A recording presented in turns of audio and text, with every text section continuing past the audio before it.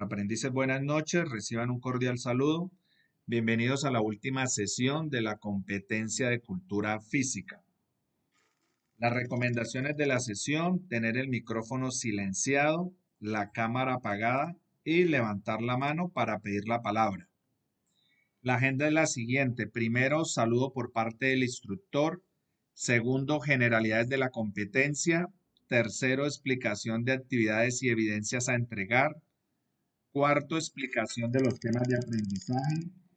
Quinto, preguntas y o comentarios. Y sexto, conclusiones y cierre de la sesión. Dentro de nuestro cronograma de actividades, ya tenemos nuestra última evidencia, que es una evidencia de producto, que es sobre el folleto de lesiones más comunes en el trabajo o vida cotidiana y la importancia de las pausas activas. El resultado de aprendizaje a alcanzar es implementar un plan de ergonomía y pausas activas según las características de la función productiva. Inició el 7 de julio y termina este 13 de julio, que es un domingo. O sea, que tienen plazo ustedes hasta este domingo para que envíen esta evidencia. Algunos de ustedes, muchachos, tienen pendientes algunas evidencias de la competencia y yo ya les envié un llamado de atención porque ya este domingo 13 culminamos la competencia. Entonces los invito a todos, aquellos que deben evidencias, para que se pongan al día.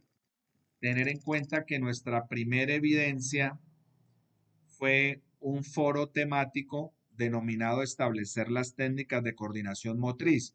Recuerden que deben responder las preguntas del foro y hacer un comentario crítico reflexivo a la intervención de alguno de sus compañeros. O sea que la evidencia tiene dos momentos: responder las preguntas en el foro y también realizar un comentario a la respuesta o a la participación de un compañero, para que se puedan evaluar. Algunos solamente responden las preguntas y no realizan el comentario crítico reflexivo al compañero, entonces se les califica en D. Entonces, para que sea aprobada esa primera evidencia, tienen que hacer las dos participaciones. Bueno, segundo, la segunda evidencia fue una infografía sobre plan de higiene y gasto calórico.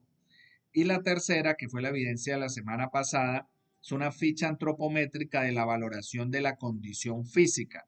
Entonces, muchachos, tengan en cuenta que este domingo 13 de julio terminamos ya la competencia y todos tienen plazo hasta este domingo para que se pongan al día. Pasamos a la guía de aprendizaje. Entonces, la actividad de aprendizaje es identificar la higiene postural y pausas activas correctas para el desempeño del área ocupacional.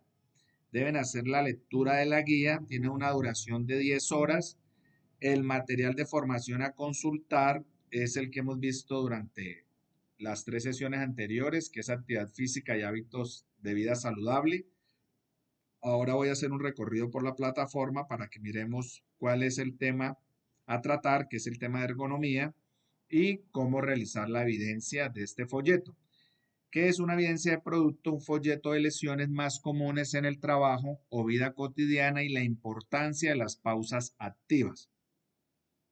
Tener en cuenta que en dicho folleto se deben evidenciar cuáles son las lesiones más comunes que se van presentando por el trabajo repetitivo o en la vida cotidiana por las posturas inadecuadas, y cuál será la importancia de implementar las pausas activas en el puesto de trabajo o en el lugar de estudio como método preventivo. Recuerden que la seguridad y salud en el trabajo se basa en prevenir esas enfermedades, tanto de origen común como enfermedades de origen laboral. Entonces vamos a hablar de nuevo de esa seguridad y salud en el trabajo, de la ergonomía, que es un área de la seguridad y salud en el trabajo. Lineamientos generales para la entrega de la evidencia. Producto a entregar es ese folleto, el formato debe ser en PDF, y para hacer el envío de la evidencia, pues ustedes se deben remitir al área de la entidad correspondiente que ya está habilitada en la plataforma. Entonces pasamos a hacer un recorrido por la plataforma. Vamos acá. Para los de la tecnología en análisis y desarrollo de software, tener en cuenta que en nuestra fase 3 de ejecución en la actividad de proyecto número 6 encontramos el material de formación, que es actividad física y hábitos de vida saludable, y tenemos la guía de aprendizaje número 6. Luego encontramos las actividades, aquí tenemos el foro temático para los que no han participado, la actividad de la infografía, la ficha antropométrica y la nueva actividad que es el folleto de lesiones. Para las personas o los aprendices del tecnólogo en coordinación de procesos logísticos, tener en cuenta que en la fase 4 de evaluación, en la actividad de proyecto número 7, tenemos el mismo material de formación que es hábitos de vida, actividad física y hábitos de vida saludable. Y en la guía de aprendizaje número 8 encontramos todas las actividades de la competencia de cultura física. Y aquí tenemos el de folleto de las lesiones más comunes. Por último, para los técnicos de laborales en operaciones de comercio exterior, ya es en la fase 2 de planeación, actividad de proyecto número 2, tenemos el material de formación, actividad física y hábitos de vida saludable. En la guía de aprendizaje número 2 vamos a encontrar las 4 actividades de cultura física. Recuerden que la última es la del folleto de lesiones. Dentro del material de formación debemos dar clic para desplegar acá los 4 temas. Primero es psicomotricidad para la evidencia del foro, nutrición e higiene para la infografía, y en la sesión anterior mirábamos la adecuación física para la vida para poder desarrollar la evidencia de la ficha antropométrica. Y ahora nuestro tema es de ergonomía. Entonces vamos a hablar sobre la higiene postural. Deben hacer lectura de este material de formación. Los tipos de ergonomía. Aparecen unos anexos, que ahorita los vamos a mirar. Deben leer también los anexos. Leer el tema de ergonomía en el puesto de trabajo. Y tenemos un segundo anexo. Entonces acá desplegamos los anexos. El anexo número 8 es una presentación en diapositivas que ustedes deben mirar sobre el tema de ergonomía. Y el anexo número 9 es sobre ergonomía en el puesto de trabajo. Permítanme, muchachos, un segundo. Permítanme un segundo.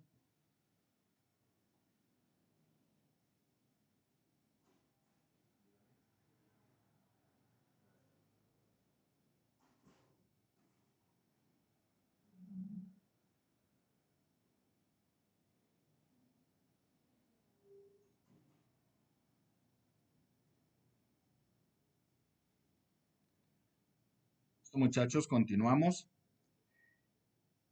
Entonces estamos socializando el material de formación. Entonces recuerden que son 2 anexos, el de qué es la ergonomía y ergonomía para el puesto de trabajo. También he desplegado acá el decreto 1477 del 2014, que es por el cual se expide la tabla de enfermedades laborales para Colombia, para también mirar algunas lesiones, algunas enfermedades laborales que se dan por movimientos repetitivos y por las malas posturas y que les sirve como material también de formación para que ustedes puedan desarrollar este folleto. Pasamos a la explicación del tema de aprendizaje.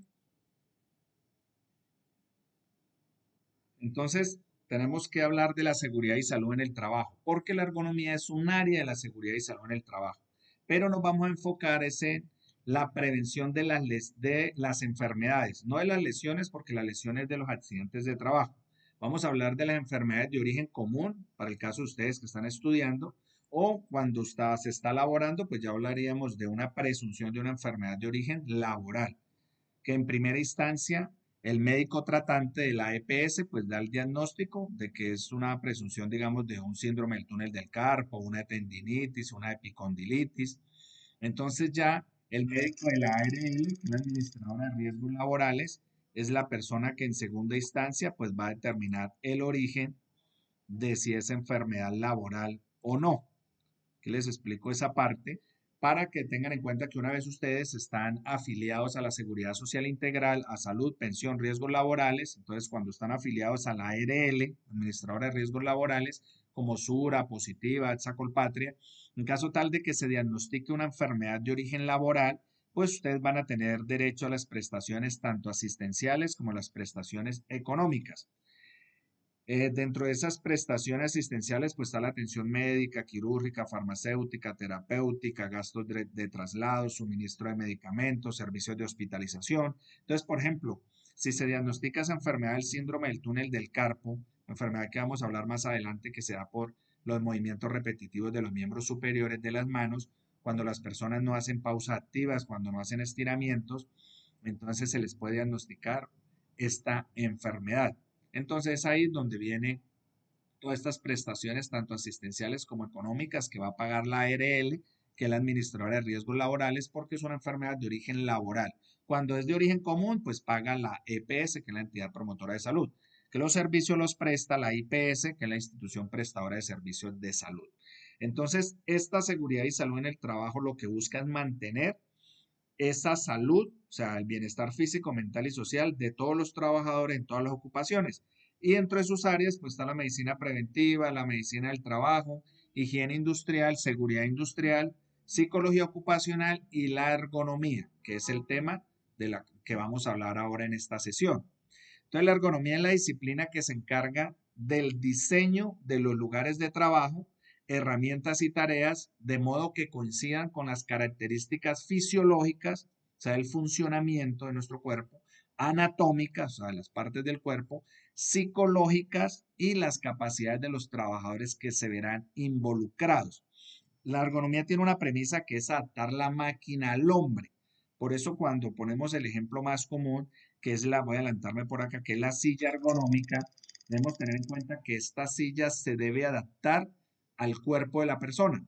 Entonces, por ejemplo, que el asiento sea regulable en altura, que la base del asiento sea regulable en profundidad, no como en esta imagen que es una silla genérica en donde digamos no hay una buena higiene postural, entonces vienen todos los problemas de columna, especialmente en la parte lumbar. Entonces, pues nosotros debemos tener una buena higiene postural, adoptar una buena postura cuando estamos trabajando, pero es importante la ergonomía en el puesto de trabajo, en este caso en la silla, ¿no? Que la silla sea ergonómica, o sea, que se adapte esa máquina al hombre, que se pueda adaptar esa máquina a las medidas antropométricas que tiene la persona. La postura, entonces es la posición que el cuerpo adopta en el espacio, mantenida por la contracción muscular. Debemos tener es una postura adecuada, porque la postura adecuada es la que nos permite realizar las tareas habituales, laborales y recreo deportivas de una manera segura, previniendo obviamente pues lesiones, especialmente lesiones musculoesqueléticas, dolores musculares y las diferentes enfermedades que vamos a mirar ahora en esta tabla de enfermedades laborales.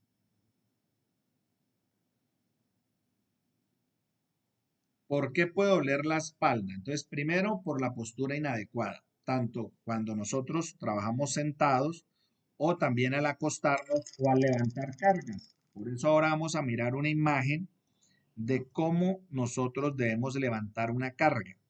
Porque dentro de la clasificación de los peligros ergonómicos o llamados también biomecánicos, tenemos al levantar cargas, al dejar cargas o al realizar desplazamientos con carga o sin carga, cuando hacemos sobreesfuerzos. Entonces debemos adoptar una postura adecuada, como la tenemos acá en esta imagen. Nosotros, digamos, al levantar una caja, debemos siempre mantener la muñeca rígida, mantener la espalda recta y relajada, mantener el codo pegado al cuerpo y mantener aproximadamente 90 grados entre el brazo y el antebrazo. Entonces aquí nos damos cuenta que nosotros la fuerza la hacemos con las piernas y no con la espalda. Entonces es importante ese tema del levantamiento de cargas. La obesidad también es una enfermedad de origen común que genera también dolor de espalda. Levantar objetos que excedan el límite de peso permisible o permisible de peso. Tenemos una resolución que es la 2400 del 79, que es por las cuales se adoptan algunas medidas en los establecimientos de trabajo. Es conocido como el Estatuto de Higiene y Seguridad Industrial. Y en esa resolución 2400 del 79 se establece que el peso máximo que puede cargar un hombre sin estar entrenado son 25 kilogramos. Las mujeres el máximo peso que pueden levantar es la mitad, o sea, 12.5. Pero los hombres, cuando son entrenados, por ejemplo, en el caso de los llamados braceros, que son las personas que son entrenadas para levantar cargas, entonces ellos, si están entrenados, lo máximo que pueden levantar son 40 kilogramos de peso. Y también transportar objetos de forma inadecuada. Estos son los factores de riesgo que podemos hablar sobre por qué nos puede llegar a doler la espalda.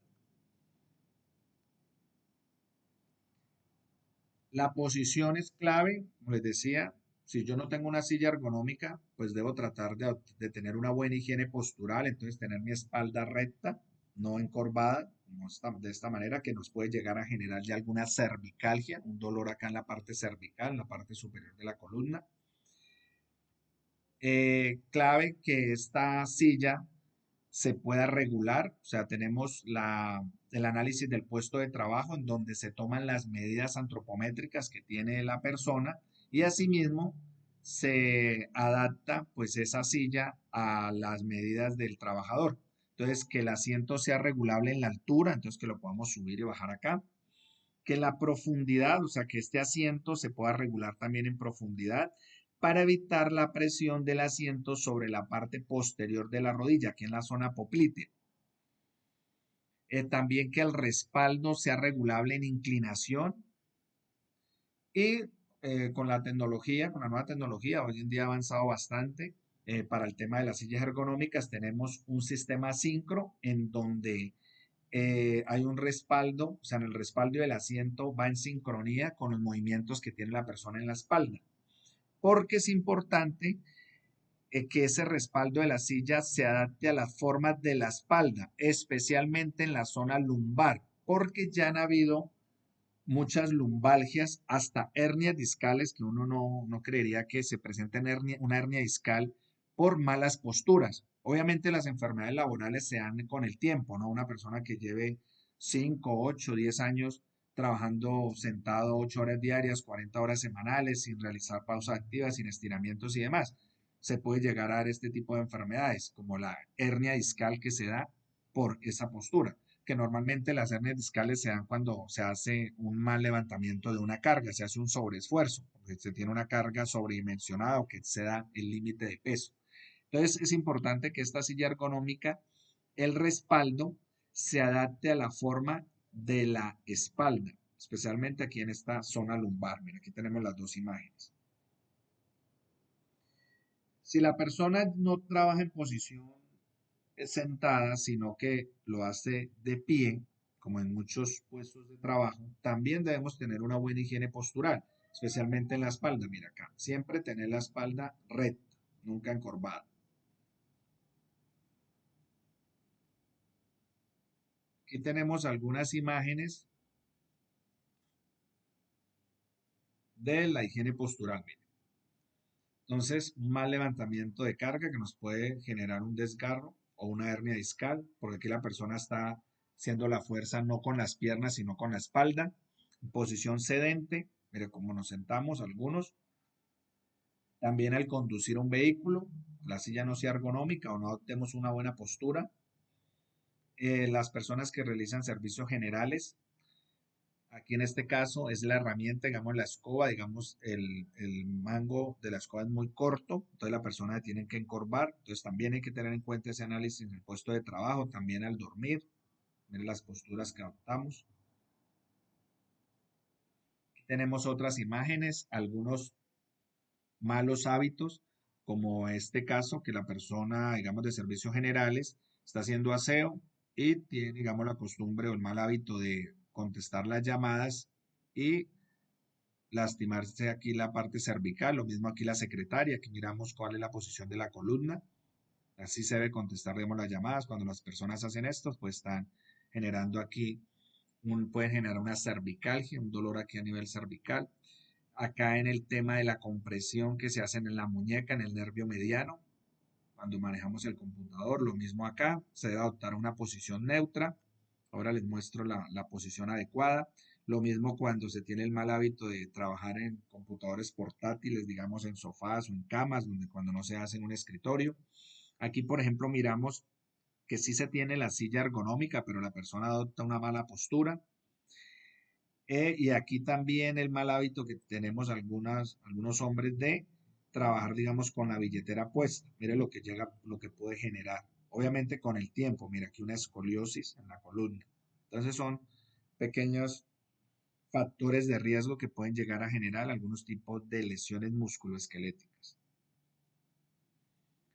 Vamos a hablar de los factores que desencadenan una lesión osteomuscular o por trauma acumulativo. Entonces, se debe sumar la fuerza, la repetición, la postura y el no descanso. Todo esto genera un trastorno por traumas acumulados o acumulativos. Entonces, por ejemplo, acá el síndrome del túnel del carpo, puede pasar acá una epicondilitis o subir acá una bursitis, que es una inflamación acá de la bursa en la articulación del hombro. Todas las enfermedades terminadas en itis son inflamaciones. Entonces, si hablamos de una tendinitis, una inflamación de un tendón. La epicondilitis es la inflamación del epicóndilo, que va acá en el codo.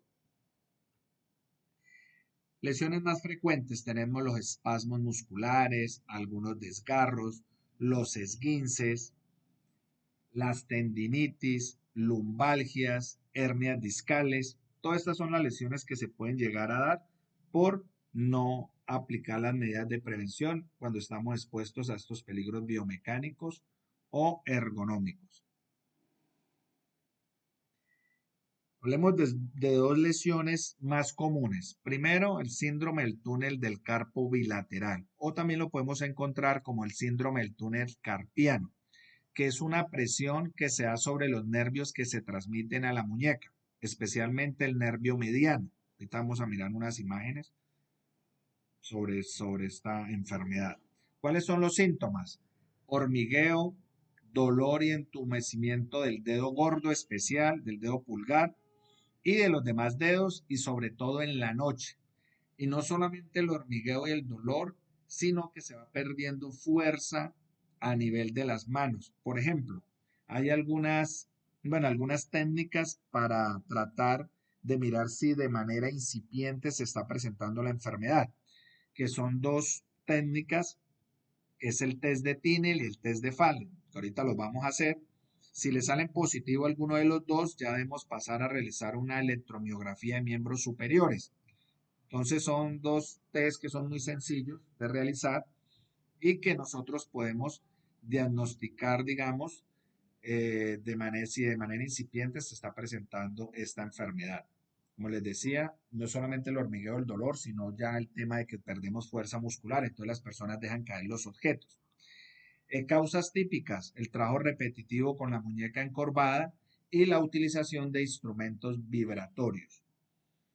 La tendinitis es la inflamación de la zona en que se une el músculo y el tendón. ¿Cuáles son los síntomas? Dolor, inflamación y enrojecimiento de la mano, la muñeca o el antebrazo y dificultad para utilizar la mano. Causas típicas, movimientos repetitivos. ¿Qué es el STC, el síndrome del túnel carpiano? Es una dolencia que es provocada por la inflamación y la presión en el interior del túnel. Miremos acá este túnel, aquí tenemos la muñeca, este túnel, que está formado por el carpo y el ligamento carpiano, transverso en la muñeca. Aquí lo tenemos. El que está amarillo es el nervio mediano. Acá tenemos los tendones flexores, los huesos del carpo. Acá están los metacarpianos, los carpianos, metacarpianos, las falanges y el ligamento transverso del carpo, que es este. Entonces, cuando nosotros le hacemos presión, digamos, al manejar el teclado del computador y realizar movimientos repetitivos, es donde vamos a inflamar este nervio mediano y es el que causa la enfermedad. O sea, el adormecimiento de las manos, el hormigueo, el dolor, el entumecimiento, la pérdida de fuerza en los miembros superiores, en la misma mano. ¿Y cómo se puede prevenir? Primero, con la ergonomía, con una herramienta que utilizamos todos al manejar un computador, que es el mouse, pero debe ser un mouse ergonómico que nos permita tener la posición neutra de la mano, donde haya una articulación alineada, como está acá. Diferente en esta, en donde se hace extensión de la muñeca. Entonces, mira, aquí a nivel del carpo le hacemos presión. Entonces, debemos tener una posición neutra, no una postura forzada. Síntomas. Entonces, hormigueo que va haciéndose insoportable, llegando incluso al dolor, especialmente en el pulgar, en el dedo pulgar. Ahí hay una debilidad del pulgar al pellizcar, adormecimiento o cosquilleo de los dedos, especialmente en las falanges distales. Tenemos las falanges distales, medias y próximas, todas especialmente en las falanges distales se da ese adormecimiento, ese cosquilleo en los dedos. Una sensación de hinchazón de la mano y un dolor inexplicable. Y acá tenemos pues el túnel del carpo y el nervio mediano que pasa acá. Entonces, si le hacemos presión, y obviamente esta enfermedad no se va a dar por usted estar expuesto un año a este peligro biomecánico, ¿no? Eso se da con el tiempo, digamos, usted lleve 4, 5, 6 años, 6, 8 años que esté laborando 8 horas diarias, 40 horas semanales, que sea en la parte administrativa, que utilice, digamos, un computador portátil, que no tenga el mouse ergonómico, que no tenga el teclado ergonómico, que usted no realice pausas activas, estiramientos, entonces puede dársele la enfermedad. Entumecimiento en la mano afectada y dificultad para agarrar objetos debido a lo que les decía, la pérdida de la fuerza en las manos. Aquí tenemos como los diagnósticos, digamos, que lo puede dar un médico general. Entonces usted, por ejemplo, si siente adormecimiento de las manos, si le duele, digamos, a la muñeca, si está perdiendo fuerza en su mano, entonces usted puede solicitar una cita por medicina general, el médico general le puede hacer estos dos test. El primero es el de Tinel, consiste en extender la muñeca y con los dedos índice y medio realizar unas pequeñas percusiones, o sea, unos golpes ahí en toda la muñeca, en el nervio mediano. Si usted se da unos pequeños golpes ahí y siente como unos corrientazos, por llamarlo así, entonces puede ser que de manera incipiente le esté iniciando la enfermedad. O el test de Fallen, que debemos colocar las manos como está en la imagen ahí por 2 minutos, 1 o 2 minutos, y si después de pasado este tiempo se le adormecen las manos, también puede ser que haya la presunción de esta enfermedad. Y ahí es cuando el médico general lo envía al ortopedista para que el ortopedista lo envíe al especialista, que es el médico fisiatra, la persona encargada o el especialista en realizarle esta electromiografía. Este examen es un examen, pues no diría como doloroso, sino bastante incómodo, lo digo con conocimiento de causa porque yo me realicé ese examen y lo conectan, digamos, a usted, o sea, son unas agujas que van por todo el nervio mediano, en toda la muñeca, el antebrazo, el brazo, y le envían, digamos, diferentes corrientes a diferentes frecuencias, entonces es bastante incómodo el examen y él le arroja si está de manera incipiente, o sea, si está iniciando o si está de manera leve, moderado o si ya es severo. Cuando está leve o moderado, se pueden realizar un tratamiento, digamos, con rehabilitación física y profesional, digamos, con terapias y obviamente realizar las pausas activas. Algunas personas deben utilizar unas, unas prótesis, unas órtesis que son para inmovilizar, digamos, la muñeca, también como para que usted adopte la posición neutra, eso también ayuda bastante, pero las terapias y las pausas activas son claves para no llegar ya a la cirugía cuando, en caso tal de que la electromiografía le salga que esté en el nivel ya severo, entonces ya se debe operar. ¿Cómo se trata? Aquí tenemos la imagen de cómo se hace la cirugía normalmente. Aquí tenemos una imagen de una persona que ha sido operada del síndrome del túnel del carpo.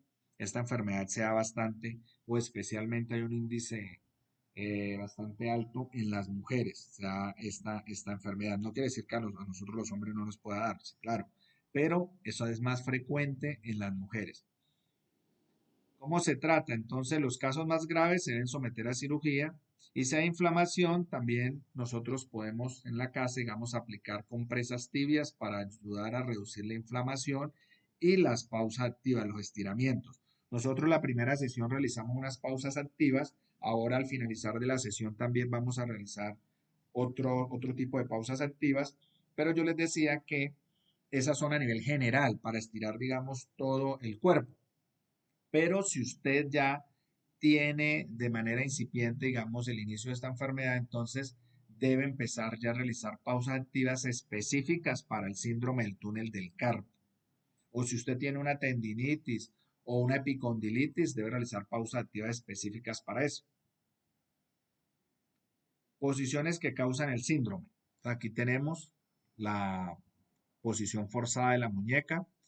Aquí miramos cuál debe ser la posición que debemos adoptar frente al teclado del computador. Mire, de esta manera, una posición neutra, no de esta otra. Y aquí tener también la mano neutra, la muñeca, no de esta manera. Posiciones que causan el síndrome. Por ejemplo, aquí tenemos un mouse que no es ergonómico, pero nosotros si no lo, o sea, si tenemos ese mouse que no es ergonómico, pues lo ideal es realizar o una buena ejecución, digamos, de ese equipo, teniendo, digamos, la posición correcta de la mano, como está acá, mira, una posición neutra, no de esta manera, ni a los lados, ni encorvada, ni mucho menos haciéndole presión acá a la muñeca. La tendinitis. Tendinitis es la inflamación del tendón, que es la estructura que une el músculo con el hueso, y generalmente aparecen por realizar un esfuerzo repetitivo o sobrecarga de una zona del cuerpo. Entonces se puede dar acá la tendinitis, digamos, de hombro, acá en el antebrazo, la epicondilitis, que es muy común, por ejemplo, hay personas que se les diagnosticó el síndrome del túnel del carpo, siguieron laborando con las mismas condiciones, realizando esos movimientos repetitivos, sin realizar pausas activas, sin hacer estiramientos, entonces ya les pasa luego la enfermedad ya al epicóndilo, o sea, acá al codo. Empieza el dolor en el codo y puede llegar a subir hasta una bursitis en el hombro. Entonces ya la epicondilitis, o también conocida como la tendinitis del codo, se presenta mucho en el tenis y en el golf. En la lesión del tenis corresponde una lesión en la parte externa del codo y ya en el golfista se presenta a nivel interno. O sea, esta enfermedad se presenta mucho en estas dos labores, por llamarlo así, pero no quiere decir que una persona que maneja un computador no la pueda llegar a presentar. O sea, también se da, ¿listo? Sino que es más frecuente, obviamente, en estas dos actividades, en la práctica del deporte del tenis y del golf. Eh, ¿Qué genera? Mucho dolor, inflamación, debilidad muscular y pérdida de la funcionabilidad.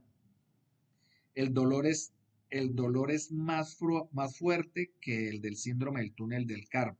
Y cuando les decía el tema de las pausas activas específicas para el síndrome del túnel del carpo, pues lo mismo pasa con epicondilitis. Si yo tengo el diagnóstico de epicondilitis, pues debo descargar o que el médico fisiatra, que es el de rehabilitación, me dé unas pausas activas para prevención de la epicondilitis, que son más específicas en estiramiento. La mayoría son estiramientos largos. Bueno, muchachos, antes de pasar a pausas activas, ¿tienen alguna pregunta, algún comentario?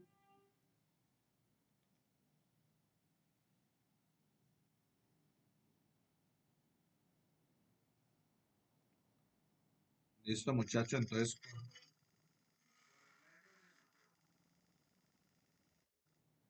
levanten la mano, porfa, si alguien quiere hacer alguna pregunta. Diana, la escuchamos. Buenas noches.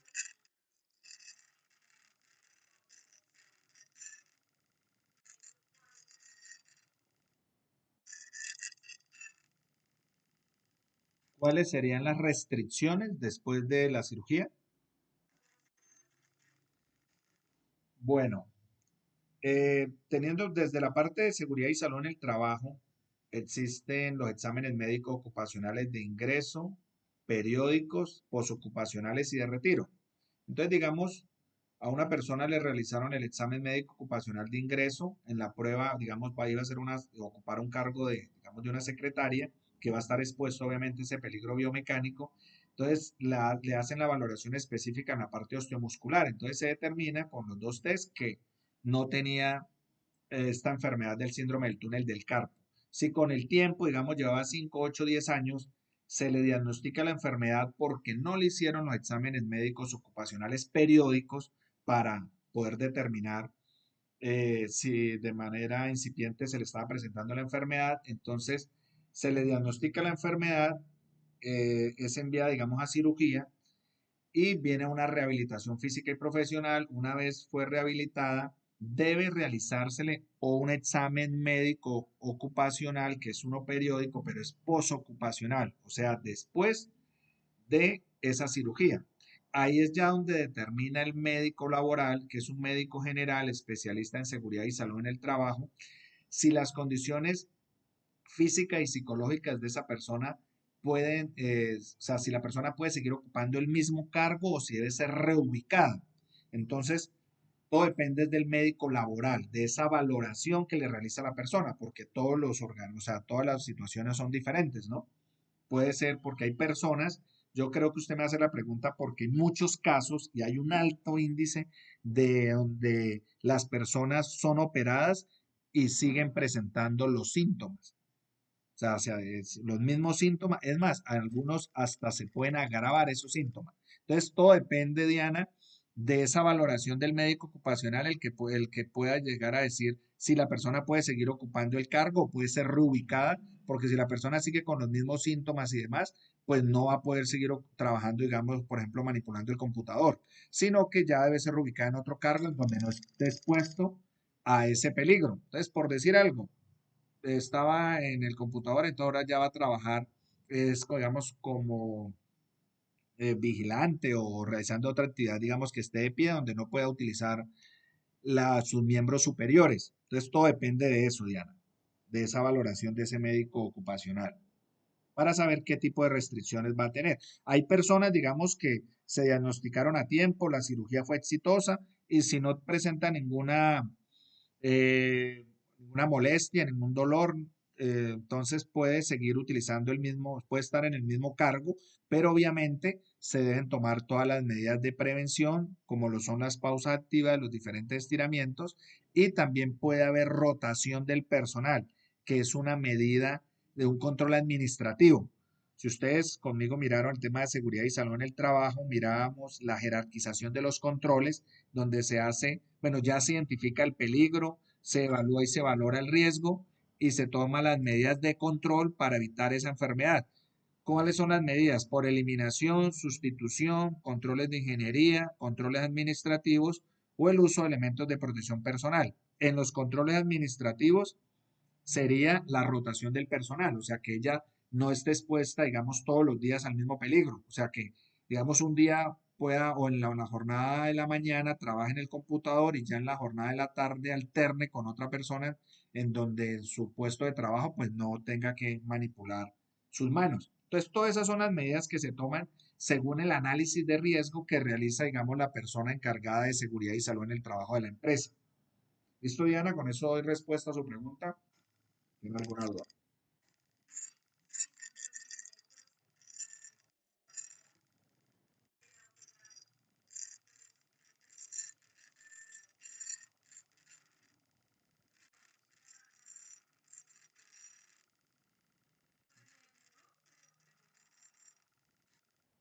Sí, Diana, sí, eso, perdón que la interrumpa. Sí, eso suele pasar. Y hay muchos casos en donde las personas, y con conocimiento de causa, porque pues yo llevo más de 15 años con el tema de CST y en el tema administrativo suele ocurrir bastante, que operan las personas, además, muchas personas no se hacen operar, ya es por ese temor, porque quedan siempre con secuelas y muchas veces hasta el dolor aumenta en vez de disminuir. Por eso, ¿cuál es la invitación? A tomar las medidas preventivas. Nosotros, digamos, en el caso de ustedes como aprendices, que estamos en la parte virtual, que manejamos un computador, pues si vamos a estar estudiando, y tenemos una jornada, digamos, estamos 4 o 5 horas en el computador, entonces mínimo cada hora realizar una pausa activa, realizar esos estiramientos, no solo para las manos, sino también para los miembros superiores, el cuello, el tronco, miembros inferiores. Cada hora vamos a realizar esa pausa activa. ¿Listo, Diana?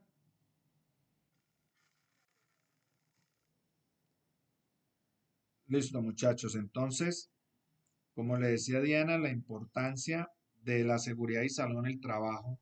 Esta disciplina lo que busca es prevenir este tipo de lesiones. Bueno, antes de ir a las pausas activas, eh, para el folleto que ustedes van a realizar de lesiones, ustedes pueden ir también en Google a descargar el decreto 1477 del 2014. Aquí tenemos la tabla de enfermedades laborales para Colombia.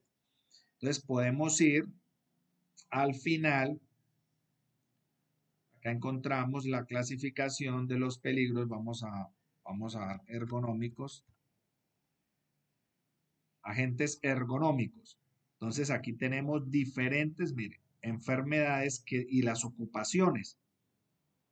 Entonces aquí digamos, eh, acá actividades ergonómicas, ocupaciones que involucren posiciones forzadas y movimientos repetitivos de los miembros inferiores. Entonces se puede dar una lesión en el nervio popliteo.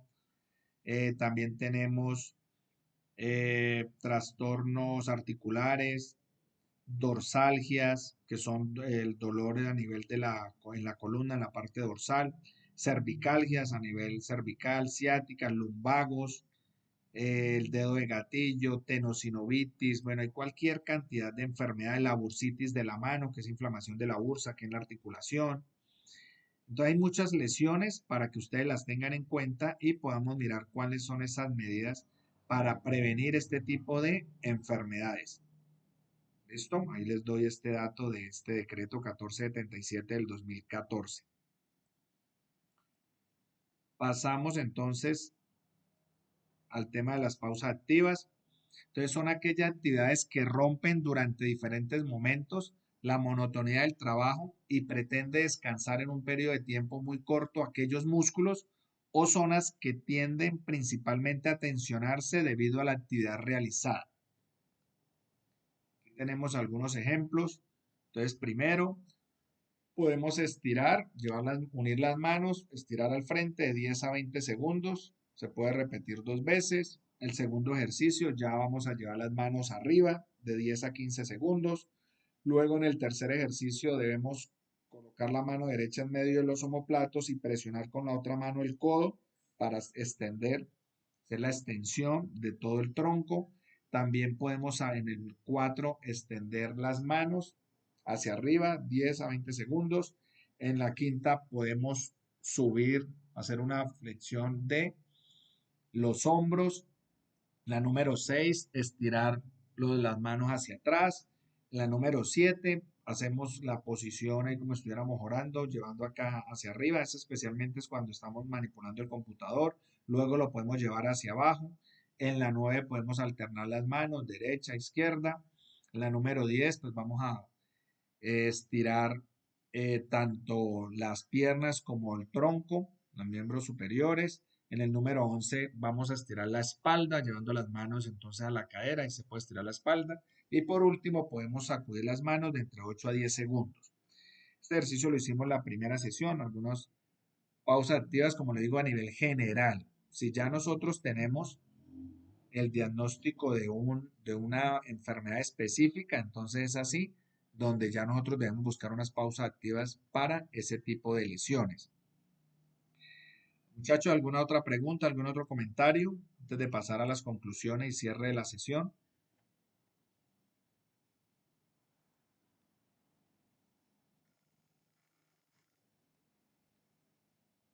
Entonces pasamos a las conclusiones y cierre de la sesión.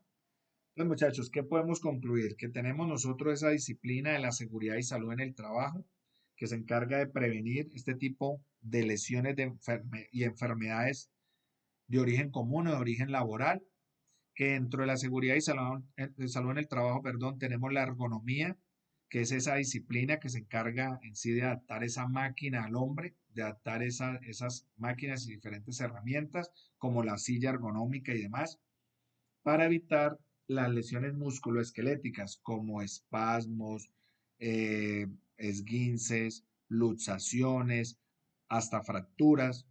Dependiendo, digamos, si usted está haciendo un levantamiento de una carga, puede haber hasta una hernia discal. Entonces necesitamos nosotros implementar estas medidas como lo son las pausas activas y los diferentes estiramientos y la utilización de elementos ergonómicos, tanto el mouse ergonómico como el teclado ergonómico, el pad mouse, realizar un análisis del puesto de trabajo, utilizar esa silla ergonómica que se pueda ajustar tanto en el asiento como en el espaldar, que pueda subirse, que se pueda bajar, que se adapte a las medidas antropométricas de la persona. Tener en cuenta, muchachos, que ustedes tienen plazo hasta este domingo 13 de julio para hacer el envío de todas las evidencias de la competencia, porque ya esta es nuestra última sesión. Entonces, recordarles a aquellos que no hayan participado en el foro, los que no hayan enviado la infografía, los que le falten la ficha antropométrica y obviamente pues tienen plazo hasta este domingo también para enviar este folleto de las lesiones más comunes. Listo, muchachos. También recuerden que si tienen alguna duda, alguna inquietud, nos podemos conectar los jueves de 9 a 10 de la mañana. Aquí está el enlace. También está mi número celular, que es el 310-805-2655. Es mi mismo número de WhatsApp. Ahí me pueden escribir. También lo pueden hacer a través del correo electrónico institucional, que es caolaya@sena.edu.co, o lo pueden hacer también a través del chat interno de la plataforma Sayuna. Muchachos, agradecerles por su participación, que tengan una buena noche y que Dios los bendiga.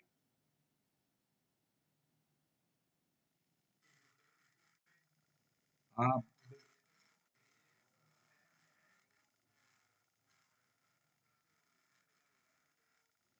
cual- cualquiera, muchachos. Si es un caso real, mejor, pero puede ser de cualquier tema, ¿listo? Obviamente de las lesiones que acabamos de hablar y del apóyense en el material de formación. Bueno,